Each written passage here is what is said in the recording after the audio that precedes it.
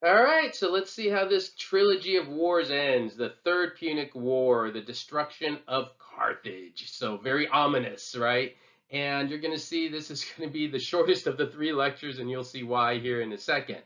So let's just go to our one and only slide for this particular lecture.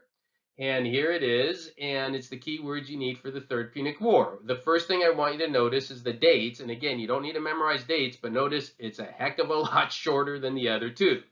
And basically, what happens is around the year 150 BC, there was a man named Cato the Elder.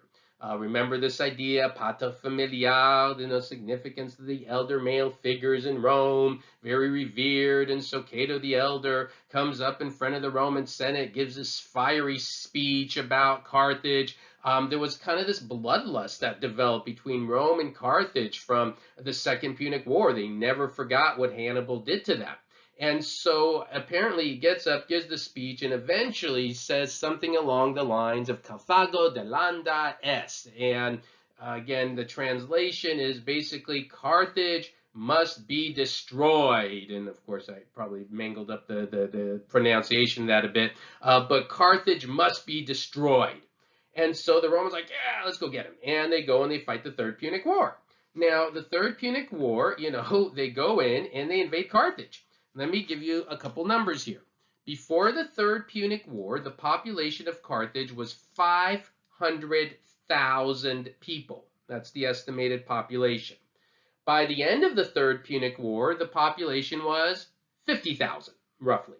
So what we see is that the Romans truly wanted to destroy Carthage. And not only did they just do tremendous damage to Carthage, the story goes that afterwards they went to the city of Carthage and they salted the earth. They actually pour salt on the city of Carthage.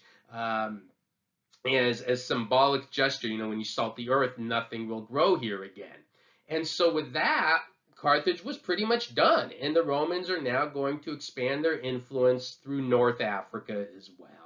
And so by the time the Third Punic War ends, Rome had also, and I don't really cover this in as much detail, but the Romans also have started to move into other areas in the east and so forth. And so we see this other term, Mare Nostrum. And what does that term mean? Well, if you speak Spanish or some other languages, the word mare looks a little bit like sea, nos, our sea. What we're talking about is the Mediterranean Sea.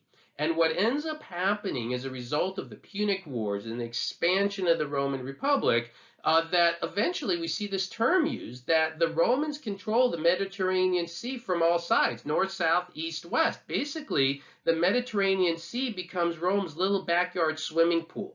And if you stop and you think about that, what other civilization in history has been able to achieve that and then hold on to it for centuries? And I don't think the answer is none, right? That are really able to hold on to it for a long time and maintain it. And so this really shows the apex of Roman success as they expand. So we talked about their domestic events, we talked about things like the struggle of the orders and the things they went through in the Roman Republic. But this military expansion really shows how strong the Roman Republic had become.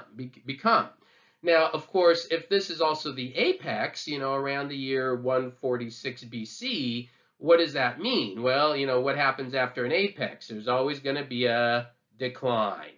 And so the next phase of our discussion is what's going to happen when the Roman Republic begins to decline. Up to now, they've done fairly well. They've expanded their territory, adapting and adopting, solving problems, their core values, but eventually we're going to start to see the decline.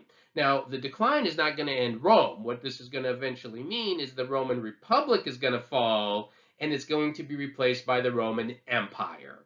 So our next stage is going to be to discuss the fall of the Roman Republic, why the Roman Republic falls, and then after that, we get into the Roman Empire with all those crazy emperors and all those great stories. All right, so that's it for the Third Punic War. I told you it's a little bit shorter than the other ones, but as combined, these three Punic Wars are pretty important. There's a lot of good information there for you.